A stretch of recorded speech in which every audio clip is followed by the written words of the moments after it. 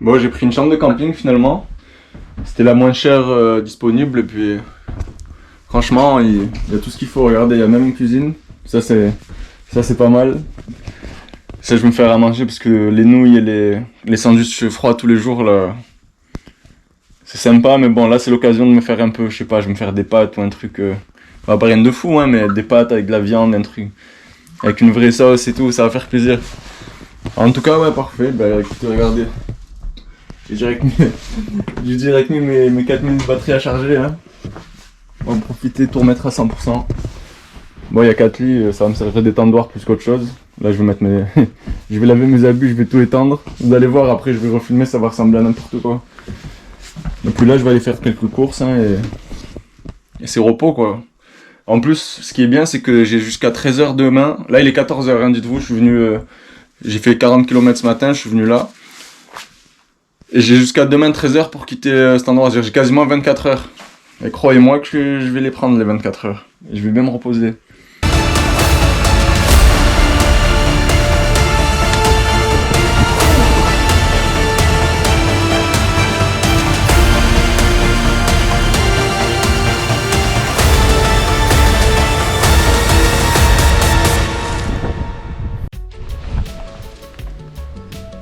Bon, j'ai pas mal avancé.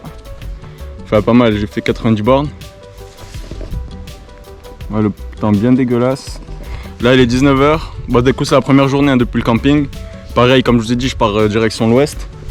Et pour ce soir, je me suis trouvé un petit abri. En plus, j'étais en train de monter un col. Et je vois ça. Et je dis, bon, bah, ça va être ma maison pour ce soir. Je sais pas si c'est privé ou pas, mais bon. Je pense pas que je vais gêner quelqu'un ici. Il y a des palettes, je vais mettre mon matelas dessus et je vais dormir là pour ce soir. Il y a un feu, je pense qu'il y a des gens qui viennent camper de temps en temps ici ou peut-être vous savez un petit truc de berger là, les genre d'abri de berger. Bah je sais pas.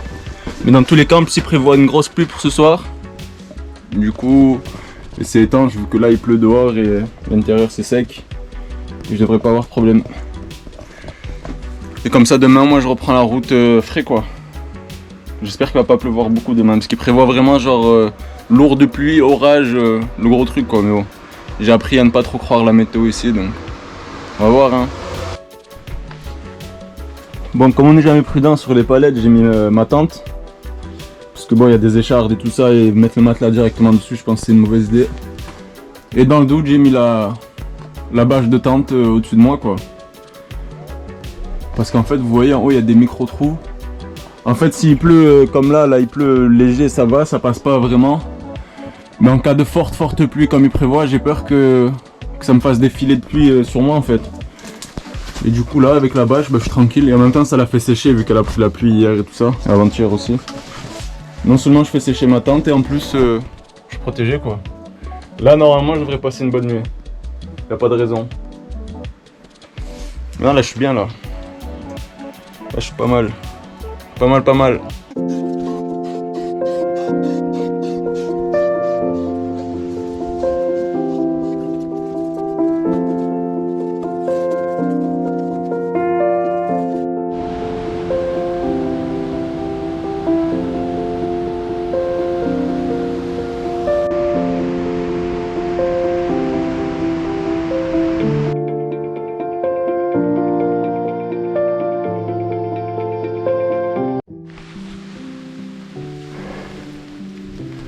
Regardez, encore un éboulement de merde.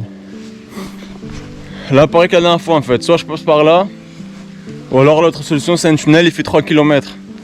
Franchement, les tunnels 3 km c'est trop, déjà j'ai pas le droit d'y passer. Mais bon, ils sont marrants, ils t'interdisent le tunnel, et la déviation elle est bouchée, genre là je dois porter le vélo sur je sais pas combien. Ça casse les couilles. Je sais pas pourquoi il y a tout qui s'écroule dans ce pays là.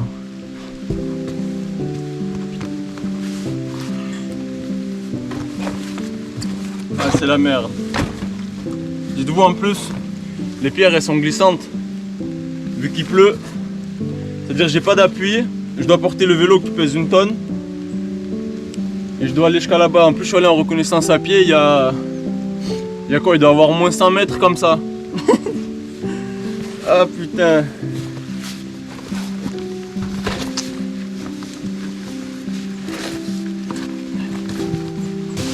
Bon, c'est la fin. J'espère qu'il n'y aura pas d'autres éboulements. Dites-vous, là, j'ai failli m'exploser moi et le vélo 1 milliard de fois. J'espère que le vélo n'a pas eu de choc. Parce que des fois, il tapait au niveau du, vous savez, du pédalier ou derrière. Quelle vie de merde. Les problèmes, en plus il pleut. Je suis mouillé.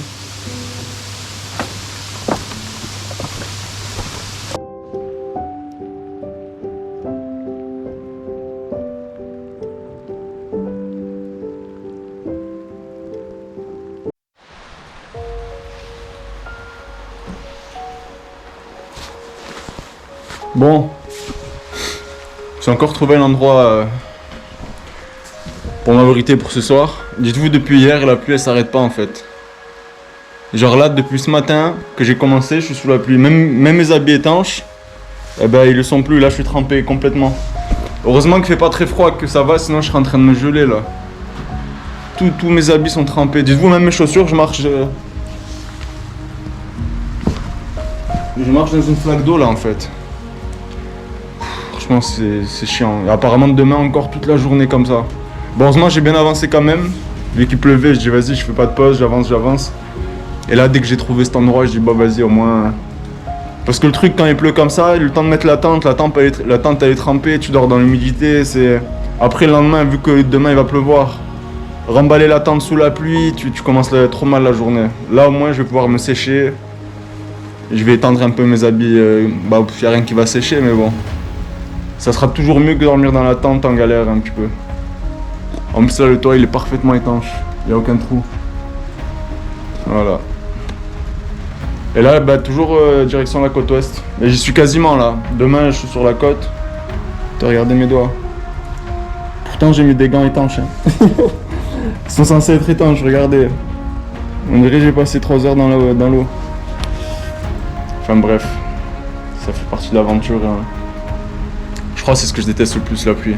Être tout trempé tout le temps comme ça, les chaussettes trempées. Encore j'ai des affaires de rechange là, mais quand t'as plus d'affaires de rechange, c'est horrible. Enfin bref, bah voilà, je vais m'installer, je vais manger et on repart demain.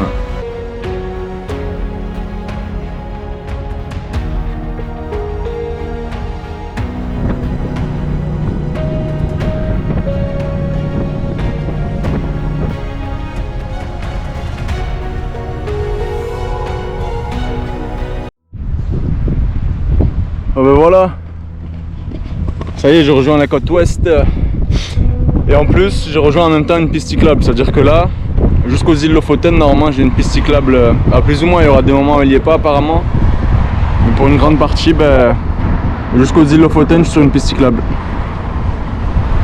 C'est l'Eurovélo 1, elle fait toute la côte atlantique en fait, elle part du Portugal et elle va jusqu'au Cap Nord.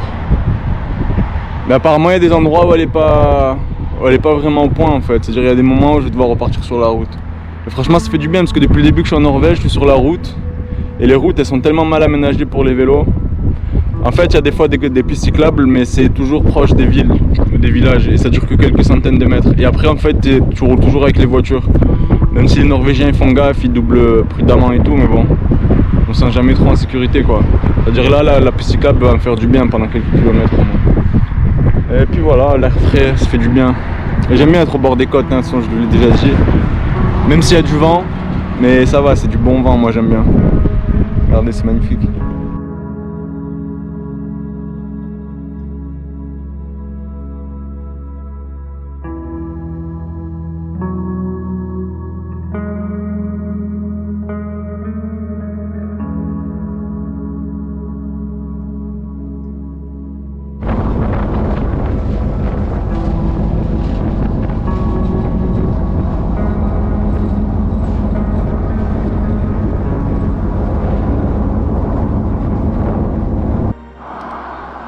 Bon, je viens de capter 2 élans.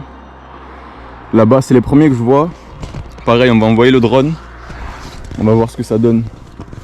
Ils ont l'air énormes hein, parce que je suis loin et ils sont gros quand même. Hein. Ça a l'air vraiment gros. Bah vas-y, j'envoie le drone avant qu'il se casse. Pour l'instant, il bouge pas. En plus, il me regarde, on dirait.